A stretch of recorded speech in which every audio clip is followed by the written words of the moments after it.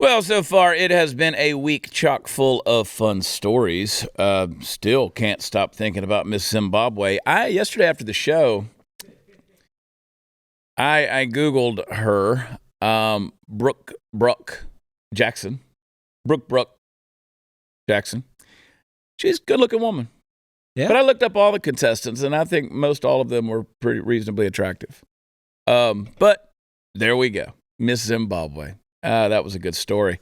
That was a good story. I don't know, we may have Sean Spicer a little bit on this episode. Probably won't. I think we'll save that conversation for overtime. I think that's what we'll do, because I got some things I want to get into with the former White House press secretary. And he's got a new show called The Sean Spicer Show, which I'll be honest with you, I like it a lot. Very informative, pretty insightful, especially from an insider perspective on a lot of the headline stuff that we deal with. Because let's be honest, we don't have a clue what we're talking about. No, everything on this is opinion and speculation. I went up to the executive offices, met with the CEO of Blaze Media yesterday. And they were wanting to show me some new developments, some things that they're putting out. One involved future op-ed pieces written by Blaze TV hosts. I've written a few of those op-eds.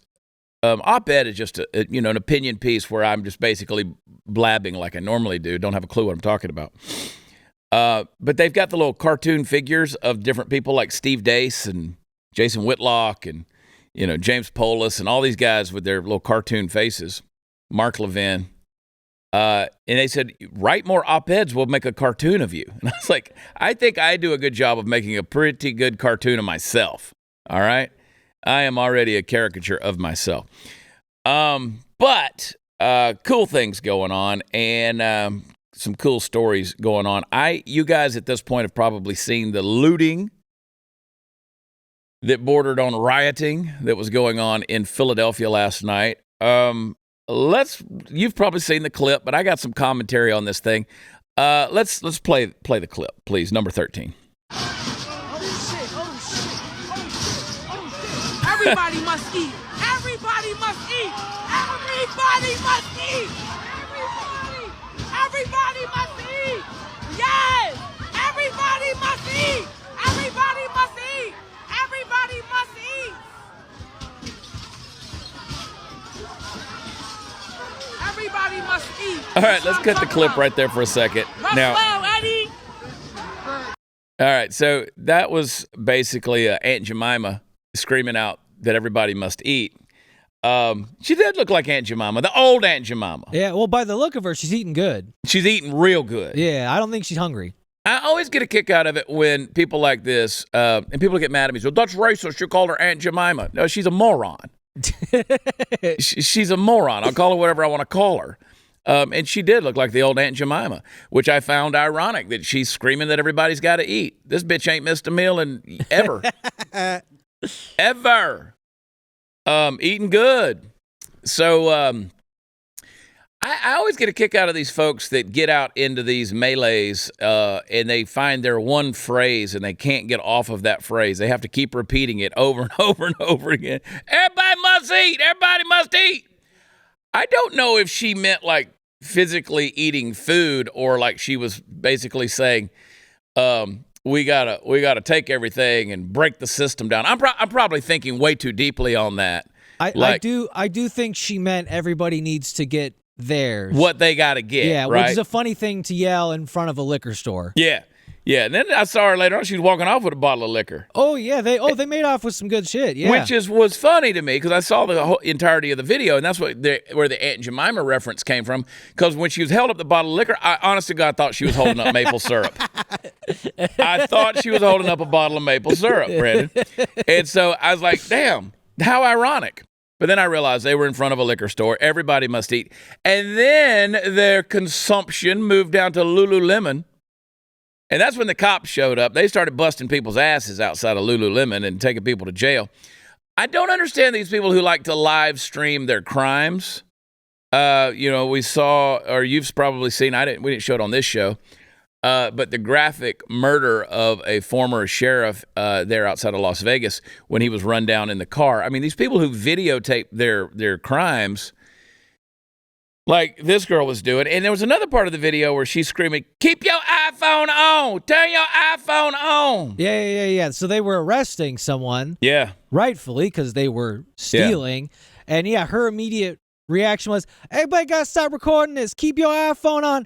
As though like you're going to save someone who's just stolen something from a Foot Locker. So yeah, I don't entirely understand what they thought was going on. I mean, again, the mindset is this is all set up to oppress us, and therefore we have to break it all down, take what we want because we're oppressed. Now, again, we can make fun of this woman videoing this all we want. And you know what? I don't know. Again, we made fun of the whole urban studies thing the other day as a college major. It's like I want to get into these urban studies and remind everybody that you may be poor, but poor does not mean oppressed. There's a big difference, okay? She's not oppressed. No. Now, she might not have a lot of money in the bank. But again, a lot of folks out there have mistaken being poor with being oppressed, or of not having a big bank account as being a victim. That's not something that's been done to you. I've been poor financially, but I never thought of myself as a victim. As long as I had, air in my lungs and 2 feet to get up and go out with the strength to move myself around, I felt like I could change my socioeconomic circumstances. That just because nobody wants to be my friend, or let's say I don't have any friends, it doesn't mean that everybody out there, is mean. Maybe I'm the asshole. Maybe they don't want to be, maybe nobody's my friend because it's my fault, right? So blaming everybody out there for not having any friends, that could be a little unfair. Now, you may be poor because you're oppressed, but just because you're poor does not necessarily mean you're oppressed. What she's trying to communicate is everybody out there is oppressed. And I don't know if they have Lululemons big enough for her, but it wasn't going to stop them from trying to get some. And this is why in these Democrat-run, progressive-run cities, we're seeing stores that are closing down, the Walmarts, the Targets, the Walgreens, the CVSs, and they're leaving town. They're not coming back because the everything has just been stripped bare. And they're not going to run businesses in there. So here's Philadelphia with all of these stores being looted, ransacked. I thought it interesting, too, when they were outside the Apple store, and they go in there to grab the Apple or the iPhone 15, not realizing, because they're stupid, that these are disabled devices. You have to activate them. Oh, by the way, they can also track them. So when they come out and realize, oh, damn, these phones aren't going to work, they just start breaking the phones. Now, it's interesting to me that one of the Krasenstein brothers said, well, look at the bright side. Now you get a better deal on refurbished phones. So, based on that logic, these folks out there looting are doing a service to you and me with money. Those of us who can afford a phone can now get a cheaper iPhone because these folks went out, looted, and broke them, and now we get them refurbished. That's stupid. That's illogical, but that's the kind of nonsense that you read on Twitter. Again, somebody should have activated these phones for these folks. I mean, they went through the effort of breaking through the doors and the glass and the locks to get in there to them. Come on. There was nobody at the queue. Chad, I went through one of those Krasenstein's threads, and it's so funny how they're like, why does this keep happening? Yeah. What are the social climate of what's causing this? And it's like, well, I'll give you one pretty easy solution. How about you punish them? Yeah. You put one of these kids away for like 5 years, I guarantee you the iPhone to prison ratio is going to change rather quickly. It's true. And we definitely do have a crowded prison population. There's no doubt about it. And you hate to see that number go up, but there's got to be some stiff penalties. You get arrested doing something like that, you get 8 years. that starts dissuading people really fast. The criminal justice system is a joke. I read a story just this morning. This guy violently raped a woman, gets a 30-year sentence, something like that. He's out after 8. First thing he does, he goes and he finds a 29-year-old CEO of a tech startup company and murders her in her apartment. So how often are you seeing these things happening over and over again? There's got to be stiffer penalties. Let's carry out the penalties. I just got to believe that guy didn't get out on good behavior, right? So if people tell you who they are, believe them. And this is happening consistently. And again, there's this justification, like you said, on a Krasenstein thread that says, what's going on? Well, first of all, people are sinful. People are fallen. People are broken. People, they love to break the law. They love to get something for nothing. They love violence. They love theft. They love these things because their heart is so twisted and broken towards these things. And so, again, that's the easiest route, These people aren't out going to work for anything. They want to sit back and talk about all the things that has been done to them as an oppressed culture here in America. I mean, you have equality of opportunity here. I'm not saying it's an easy road. My God, it's not an easy road for anybody. Nobody that's made $1 million can say, oh, shit, I just woke up one day and it was there. Like I just accidentally fell into financial wealth and well-being. No, nobody's ever done that. There was a very specific pattern and strategy that went in to them meticulously and deliberately gaining that wealth. Well, the funny thing is, if you're honest, you can usually pinpoint where you started to fall into poverty as well. You don't just wake up broke one day. Typically, there were decisions that were made, decisions that happened around you, some of them in your control, some of them out of your control. But either way, you can walk people through the narrative of what happened to bring you to poverty. If you've never had anything, if all you've ever known is poverty, I can see where in your broken state of humanity to begin to think that you can't get out from under that heavy burden simply because the world doesn't want you to. And you see these bright lights out on the streets of Philadelphia and all these beautiful new trinkets and toys that they're launching in these big, rich companies. And you think, damn it, they've held me down for so long. It's time I go get mines. Well, you can't do that because that leads to a further impoverished situation. And we're starting to see a mob mentality that is leading to more and more destruction.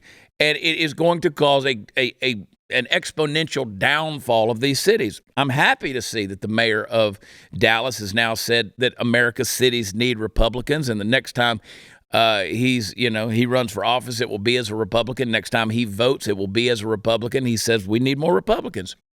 Well, what we need is conservative values, but we also need biblical values. We need faith-based values, things that say, you know what, sin is bad and it leads to destruction. Ultimately, it leads to death. And these are the kind of things. I don't want to see anybody face these consequences. What leads to these kind of things? It's desperation. It's desperation mixed with a sinful nature, and people just engage in it accordingly. And it's a very sad situation. So, here we are. We can poke fun of it all we want, but until there's consequences, these things are just going to keep on happening. And guess what happens when you allow 10 million illegals to come into the country as well, who've never known anything but lawlessness, and they see themselves as being owed something because somewhere this Biden administration has promised them, a pot of gold at the end of the rainbow. And they walked all this way, and by God, they're going to come and get it. Just buckle up and wait, folks. Woo, it's bad. Hey, do you get the feeling that something unthinkable is going to happen soon? Yeah. How you like that segue? I do. I think I just told you that. You got a lot of distractions of smoke screens in the media, and a lot of times you probably won't even see it coming. Oh, suddenly they're looting my house. That's why it's smart to invest in emergency food today. Somebody once said very wisely, it's better to have it and not need it than to need it and not have it. Well, My Patriot Supply is the nation's leader in emergency food storage. Go to my special website, preparewithchad.com. Just the other day, Somebody sent me a message and said, how can I cut through the smoke and know exactly where to go to get the things I need? I said, make that simple for you. Preparewithchad.com. When you get over there, click on the menu because you're going to find other things besides just emergency preparedness food. There's other things that will help you as well. And you'll save 25% on My Patriot Supply's 3-month emergency food kits. It's built in. You'll enjoy a wide variety of delicious meals, 2,000 calories a day, optimum strength under stress. Stock up now before everyone else panics. Free shipping is automatic. It's going to ship fast and discreet. Go to preparewithchad.com. That's preparewithchad.com. We'll be right back.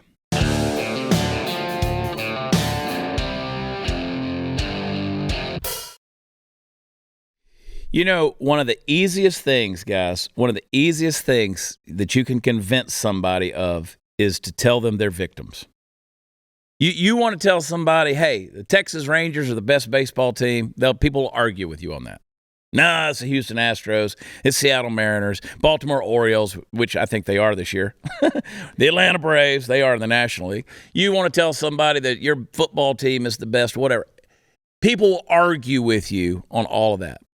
But it's so damn easy to convince people that they're victims.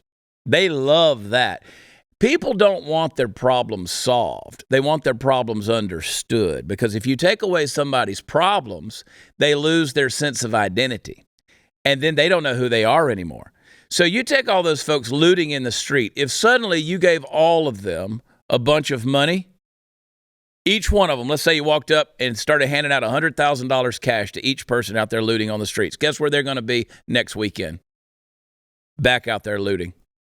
Because it's a fallen nature. You can't throw money at that and convince them to stop doing it.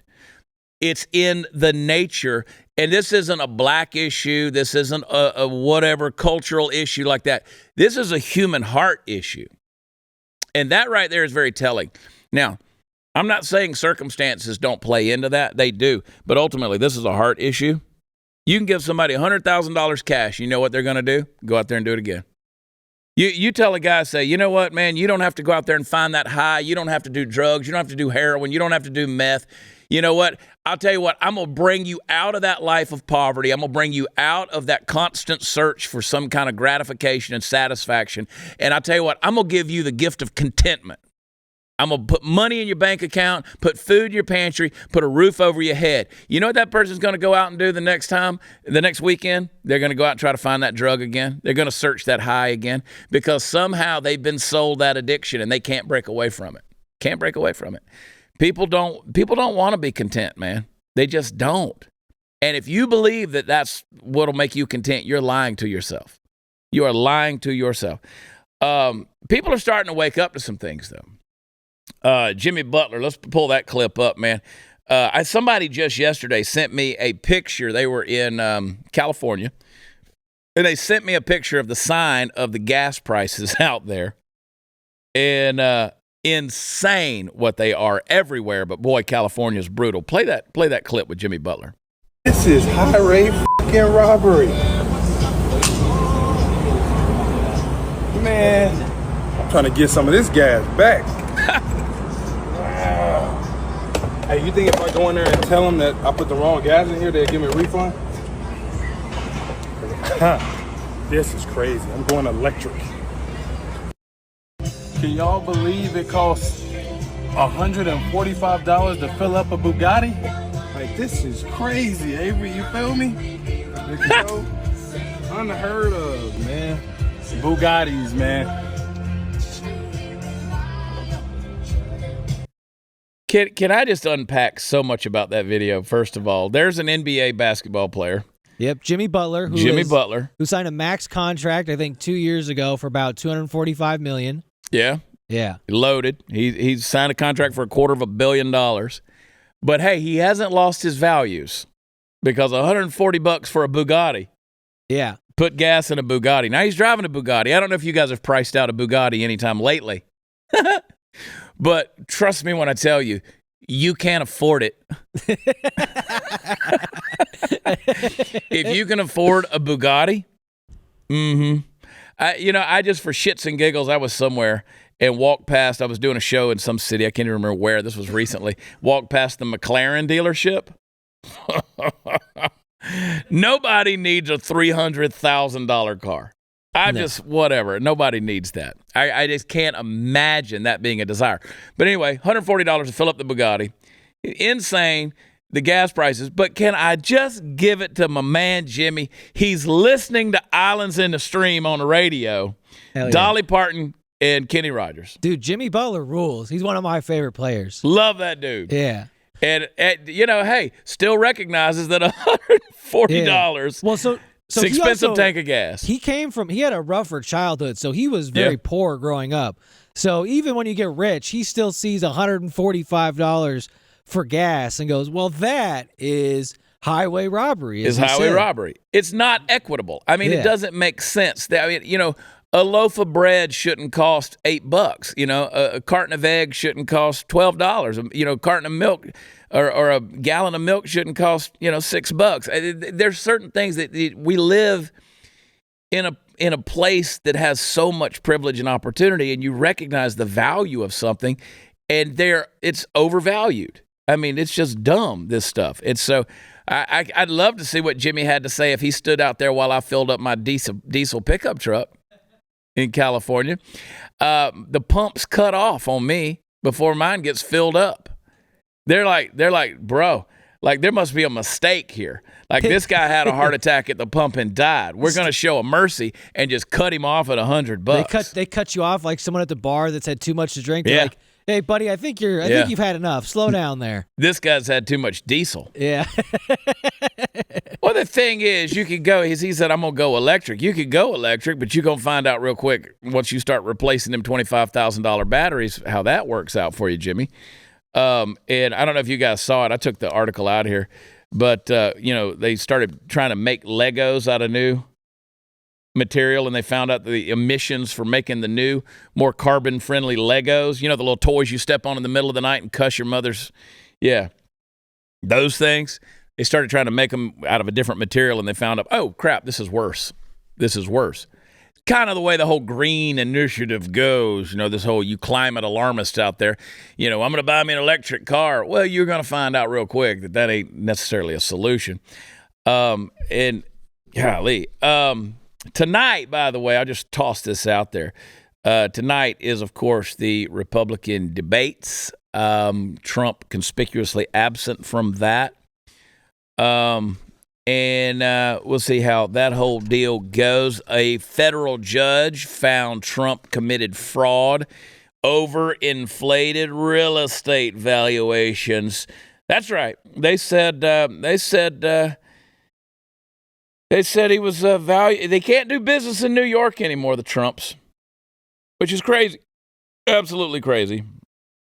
But I found it funny, the valuation that they tried to put on like Mar-a-Lago. Like they said Mar-a-Lago's were only worth $18 million. You guys jump on realtor.com and start looking around West Palm Beach. You're going to find that something not even near the size of Mar-a-Lago. Because Mar-a-Lago, I think, is about 17 and a half, 18 acres. Pretty big spread out there. Of course, Eric Trump, he said the thing's been valued at like $1 billion. I don't believe that's true, but I could easily see it being $500 million. And see, here's the problem. And Trump actually alluded to this himself, I think, on Truth Social, where he said, okay, if you overvalue it or undervalue it, either way, you're going to be guilty because they've gamed the system. So if I overvalue it, they're going to say, well, I'm guilty of fraud for overvaluing it and trying to sell it for more than it's worth. But if I undervalue it, then they're going to say, well, he didn't pay enough taxes on it. He was trying to skirt the tax laws by saying it wasn't worth what it's really worth. So you can begin to see where it's damned if you do, damned if you don't. It's a catch-22. No matter what Trump does, just trust me, he's guilty. All right? I mean, that's the whole thing. But anyway, they claim that Trump exaggerated his net worth by as much as $3.6 billion on a financial statement given to insurers and banks. Yeah, he claims that if the values of the property have gone up in the year since the financial statements were submitted, then the numbers were not inflated at the time. He also seems to imply that the numbers cannot be inflated because he could find a buyer from Saudi Arabia to pay any price he suggests. Okay. They're going to do whatever. I mean, but yet mum's the word on people like the Obamas. I mean, Michelle Obama, did you see that story? I wanted to talk about it yesterday, but, Michelle Obama, she goes out and gives a 1-hour speech in, where was she at? She was in Munich or something like that. She was in Germany. And she goes to this event. Now, normally, her husband, Barack Obama, he gets a good, solid going rate. 1-hour speech is $400,000. Her typical speech is about $200,000. Not unusual for a former president to get $400,000 for a speech. It's good. It's a good gig if you can get it, y'all. But she goes out there and does this one deal, speaks for an hour, and she talks to him about how to push past self-doubt while discussing the importance of inclusivity and diversity. They're in Germany. Germany, known for its inclusivity and diversity over the years. They paid her $741,000. Damn. Now, why? Why? That's a pretty high deal. I mean, again, if you could do it, go get it, girl. Go get it. But doesn't that seem a little bit suspicious to you when things like that start to pop off? Again, let's look at the Bob Menendez thing. And I'm not saying she did anything nefarious. I'm saying that they everybody got to eat. Everybody got to eat. Everybody got to eat. Now, it's harder to eat on the Obama compound since they drowned their chef. But allegedly. But golly, dude, I gotta, she netted $65 million on a book advance for her memoir, and they signed that $50 million deal with Netflix. It's good to be the king. Yeah, Obama, man. It's funny how all of our former presidents stop being president and then immediately get multi-million-dollar book deals and and six-figure speaking engagements. It happens, dude. It's almost like there's some ulterior motive to it. Yeah. Hey, let me tell you something. I'd snuggle up to Mike Obama too if I thought she was bringing in that kind of money. Shit, everybody got to eat. Everybody got to eat, and I'd be eating that penis. You know what I'm talking about? Mike Obama, Michael Robinson. Come on, y'all. Come on, y'all. Hey, I was just out in the hallway a minute ago visiting with the folks from Barrel Buddy, and what a great company and great guys. They invented a really cool product, and I'm so proud that they partner with us and continue to consistently be a part of the Chad Prather Show. They kind of found this things, I won't say by accident, but they were looking for a better way to clean your gun because they realized that most of the methods out there and the materials out there are inefficient and they're not good enough. So they invented Barrel Buddy, and as you've heard me talk about it, I love them, and I think those of you who've tried them love them as well. Barrel Buddy compresses to fill the interior of your gun's barrel. You push it through with the rod, and it cleans the rifling grooves of your barrel. It's composed of polymers that won't leave behind residual particles. So it makes it safer. It scrubs. It collects the particulates. It absorbs the remaining residue. You can lubricate your firearm while you're cleaning it. Comes in 7 different sizes, and those are designed that each one of them will fit whatever firearm barrel you may own. So cleaning your guns, it's an important part of being a responsible gun owner, and Barrel Buddy's a totally new concept, better way to take care of your firearms. So you need to get some and try them. I promise you're going to love them. And you'll know you've got some great folks behind it because those are some pretty good dudes out there. Go to barrelbuddy.com today. That's barrelbuddy.com, and we'll be right back.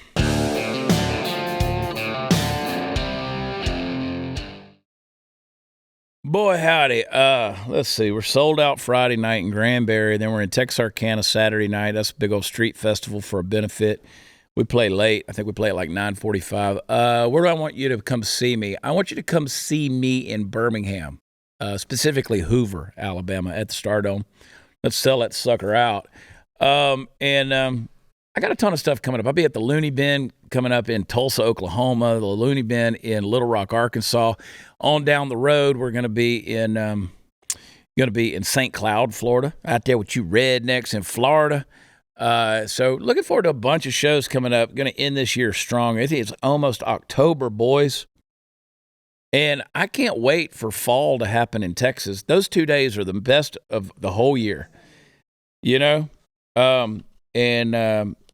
But, talking about corruption. Oh, by the way, watchchad.com is where all the fun stuff is. So Hunter Biden was sent more than $250,000 in bank wires. Guess where they originated from? They originated from business partners in China. And the address that was listed for the beneficiary. So let's say something happened to old Hunter, and we want to make sure the payments keep coming in, Somebody got to get that Chinese yen. It was Joe Biden's home address. That was where the beneficiary address was. So, of course, James Comer from Kentucky, he is the House Oversight Committee chairman. He said bank records don't lie, but Joe Biden does. In 2020, Joe told Americans that his family never received money from China. Bro, they got this shit stacking up deep on Joe. Deep. He says, we've already proven that to be a lie earlier this year. And you're like, where's the evidence? The man said he never talked to any of Hunter's business associates or dealt with any of them. There's a picture of him standing with them on the golf course. That means he lied. He lied about that. What else is he lying about? Now that we know that the two wires originated from Beijing, listed Joe Biden's Wilmington home as the beneficiary address when he was running for president of the United States. Oh, boy. I mean, they just popped off, 10,000 here, 20,000 there. There was one in August of 2019 for $250,000. Both of them listed the address for Joe Biden's main resident. You know why? Because his crackhead son was living there. But that is, James Comer said Joe Biden's abuse of public office for his family's financial gain threatens our national security. What did the Bidens do with the money from Beijing? I mean, that's pretty heavy stuff, man. I've never discussed with my son or my brother or anyone else anything having to do with their businesses, period. You remember when he was yelling at that reporter a while back? Yeah. So, about to find out. And listen, just so you know, I hope you are ready for this, but Saturday, the government is going to shut down because they just don't have anything to do about it. I will talk to Sean Spicer a little bit about that in overtime, which, by the way, you got to be a subscriber to The Blaze to get that conversation. Go to blazetv.com/Chad. Use promo code Chad, sign up. But tune in Friday for my overtime with Sean Spicer. Yeah, I want to talk to him about this government shutdown because it's going to happen. They don't have any way around it. I mean, it's headed to that, and it's unfortunate because there's a lot of people who say, I mean, most of us say, shut it down, shut it down, shut it down. And then, of course, CNN and ABC and all these deals will trot out, somebody that works in food services at the Capitol building and, some mother and grandmother who's going to lose her paycheck while they work this stuff out. And they'll talk about servicemen and women in our United States military who aren't going to get paid. And that's tragically sad. Well, that shouldn't happen. But the thing that ought to piss you off is it ought to show you how imbalanced and unfair and unequitable the government is, because the money to Ukraine ain't going to stop. They're going to keep buying, what did we talk about the other day? Seeds and paying firemen in Ukraine and all the stuff that they were doing over there. Make sure that they're subsidizing small businesses. That's not going to stop at all. But don't worry. But it's going to shut down, guys. Chad, you think with Joe, they'll eventually play the he's too senile to remember the crimes card? Yeah, they'll pull a Ronald Reagan on the deal. Because I feel like that's the easiest way for them to be like, yeah, he's guilty, but he's too far gone to actually remember or admit to anything. Well, the thing is, they can't use that excuse with Hunter. And while they can, exonerate Joe, and they will, there needs to be some kind of repercussions, at least for Hunter and Joe's brother and everybody that was involved in this thing. So if this were Trump, if the Trump name were attached to that, this was all anyone would be talking about. So, heading into 2024, it's pretty interesting. On tomorrow's episode, I'm going to have a conversation with David Rodriguez, Nino Rodriguez from Nino's Corner, and we're going to talk about some of that, about what 2024 looks like as we head into that election year. Will the election even happen? Will it even happen? We're going to talk about that. Play for me, talking about the play clip number 3. Let's go back to talking about the looting and all that kind of stuff. Play for me clip number 3. This is Seattle. Jesse sent Johnny to the progressive hellscape where residents mocked the idea that the city is spiraling out of control. I've never seen any crime in Seattle. I've never seen any of it. I've seen fun and laughter and fun. I don't believe that number. People, they're, getting robbed out here, carjacked. I've never heard of anyone getting robbed. Crime is a social issue that could be solved by giving people their basic needs. It's not a thing that happens just on the street. People don't just come up and try to rob people on the street. Do you walk around every day like someone's going to rob me every second? Seattle decriminalized drug use, and then they criminalized it again. Oh my God, who are you getting these facts from? You're from New York. Apparently you're listening to the wrong people. I saw a lot of people shooting up on my way down here. Oh, did you? Okay. And they were bothering you? I was in a car, but, people... Oh, no, you're in a car. Oh, no, they were hurting you so bad. Oh, no. I fear for these people. Like, right? They're like, that's literally the problem. I can see their future, and it ain't good. Yeah, that lady's going to get mugged. And she's going to find out real quick that the crime is very prevalent. Listen, man, I'm not afraid to go anywhere, but I'm also not stupid. I mean, I've spent a lot of time in cities around the world, certainly America's cities. That's how I make a living. I specifically told my agent last year, I said, while you're booking, no more big cities. No more big cities. I don't, no point in me going. The folks in the big cities, they don't want to come see this anyway. Yeah, they don't want to come see this. I was looking at some old pictures from a show a couple years ago, 3,000, 4,000 people in the audience. And I was like, I don't want to do those anymore. Give me 500, 600 people in a room. Perfect. That's great. Feel like I'm with you, communicating with you, talking to you, spending time with you. I don't need all that stuff. And I certainly don't need to be going into these big-ass cities. You know why? Because that woman is delusional. Her head is so far up her ass next to all the Twinkies she's been eating that you are a moron to believe that, they weren't hurting you. That doesn't matter if they were hurting you or not. They're still committing the crime. It's still happening. And her little smart ass I want to pop her in the mouth. I also love, he's like, yeah, I saw a bunch of people shooting heroin on the way over here. It's like, oh, well, did they bother you? Did they bother you? Well, that's not the problem here. The problem is you've got junkies shooting heroin on public streets. Yeah. But yeah, okay, they didn't try to smear feces on me today. Needles in the park, bitch. Yeah, this is why I was talking with some of the other, like, how bad is it going to have to get before people like that will admit something's wrong? And I was like, we're years away. They'll go another 5 years. Oh, they're so deluded, dude. And they honest to God, they refuse to admit it. To admit it is to admit that something is wrong. And they can't admit that the policies that runs these cities, that there's any flaw to them. That, it's just one big happy thing. Who cares if there's a junkie over there shooting up? He's only screwing up his own life and killing himself. Doesn't hurt anybody else. I mean, let's unpack, in the next 20 seconds. Okay, that junkie had to get those drugs from somewhere, which means there's a whole network of drug sellers.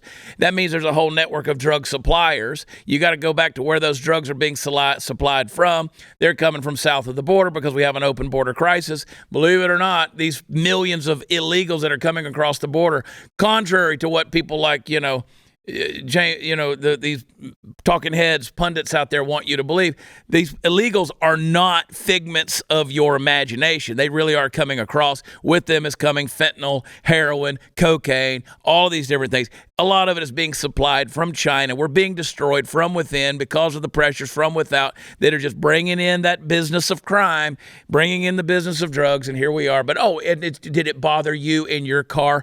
The world is on fire, but somebody tune up Nero's fiddle so he can play it during the collapse of Rome. And there I am again thinking about the Roman Empire.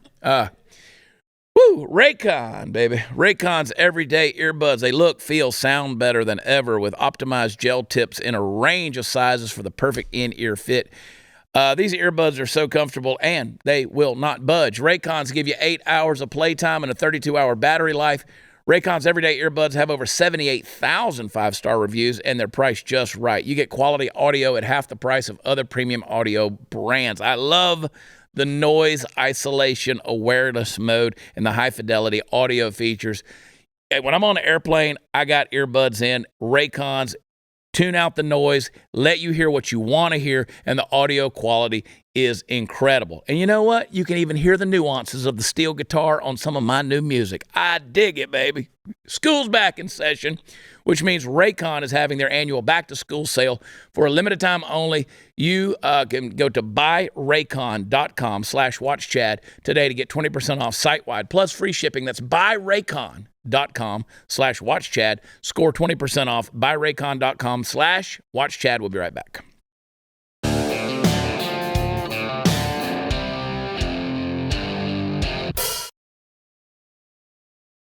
Next week, boys, I'm back in Nashville. Got to go back. I got to go back because the last time I was there, I didn't have a voice. God, I sounded horrible. We got the music done. We couldn't get the vocals done. We got the Christmas song done. It sounds great. Now, if everybody would just get it, stream it, listen to it, you'll love it. I promise you. Maybe I'll make as much off of that as 10 minutes of a Michelle Obama speech. That would be fantastic. Oh, man. Are you guys transgender yet? I'm still working on my sponsorship with a tampon company before I commit to it. Yeah. Work that deal out. I'm never going to get it because real men matter. You can go to realwomensclub.com and get that. Woo, boy. Play one of my favorite clips. Play clip number 4, please. So one of the things that you all have learned, and I just love, I'm going to just confess that I'm a geek on some things. I love Venn diagrams. I can't get enough of this clip. I do. It was real excited. They was like, same. Someone is drawing one right now. About once a month, I like to watch that. Oh, I want to smoke weed with Kamala so bad, dude. So much, dude. Oh, God. There's literally, she's probably moved to like near the top of my list of people I'd love to just sit and smoke a joint with and be like, talk to me about government and shit. Like, talk to me about what Venn diagrams really like. I'm telling you, dude, I want to do mushrooms and hang with Kamala. I do, because, anytime I'm on the mushrooms, and normally the news media is driving by, and I'm not bothering anybody. Yeah. In Seattle. But normally when I'm on mushrooms, I laugh quite a bit. And I think I would need a heavy dose of the of mushrooms to be able to laugh with Kamala. Yeah, you need the good stuff. Yeah. I need that psilocybin. Yeah, God. Wow. That's a full-blown cackle. She's not even giggling. That is a full-blown Joker-style cackle. I mean, she's proud of herself. I love them. I do. I do. And it's like people got to sit there and have a conversation with that. We told you that Biden, the biggest thing they're worried about in his reelection campaign is to make sure he stays upright. They need the man to stay upright. Well, he almost didn't. He went from the 26 stair deal to the upper part of the big boy stairs that take you up to Air Force One. Now he's using the 14 stairs to the underbelly of Air Force One. He's basically having Thanksgiving dinner at the kiddie table now. Well, that one almost got him too. Play clip number 5.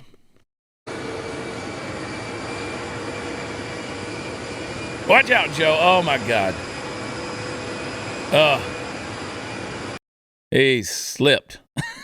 They need to go to like Nike or someone and be like, all right, we need you to design a special shoe that literally sticks to the surface so that it'll keep him upright. He'll forget to know how to, like a little magnetic thing that he needs. You know what he needs? He needs like the tricycle wheels, but for walking. Yeah. I could just see Joe.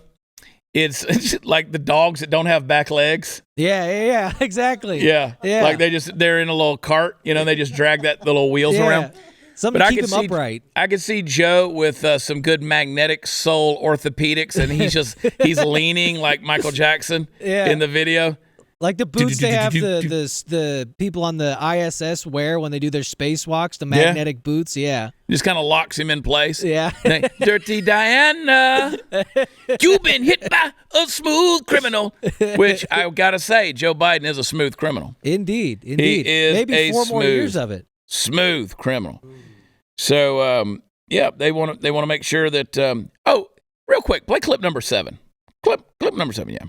Since FDR's time in office, the legislative metric in the United States has been 100 days, not 6 months. This is a racist code whistle to every white supremacist in the country because it's how long it took Adolf Hitler to take Weimar Germany to a complete and total dictatorship. That included, by the way, the military swearing an oath of allegiance, not to the nation, but to the Fuhrer. And the military was the institution amongst many in Germany that were the last holdouts to this. But once he was in power, they were the first to submit. And what Donald Trump is signaling to the officer corps of the American military, you get in line behind me, the leader, not the idea, not the Constitution, or I'm coming for you too. Yeah. Hey, this guy sat on the toilet and came up with this and just was like, this will sound good. Joy Reid will buy it. Like they're doing numerology. Like that's literally what they're doing, numerology. And I was going to say, I mean, it's like, okay, and you guys call Alex Jones crazy? Yeah. Like, do they not understand how far they've ventured off into the deep end? Yeah. And they want to call us the conspiracy theorists. Yeah. That guy gets on MSNBC with Joy Reid. He's going to pitch that bullshit and then call us the conspiracy theorists. Yeah, I don't think so. All right, we're not done. Hang tight. We'll be right back.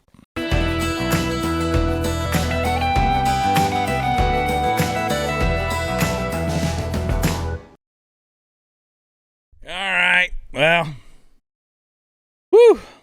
Can't wait for those debates. Stu is doing Power Hour tonight. I will not be there. I don't drink alcohol. I'm going to watch my girlish figure. I got some traveling to do this afternoon, so I am headed out. But no, make sure that you join us tomorrow night as we have a little chat with Nino Rodriguez and also in overtime with our friend Sean Spicer.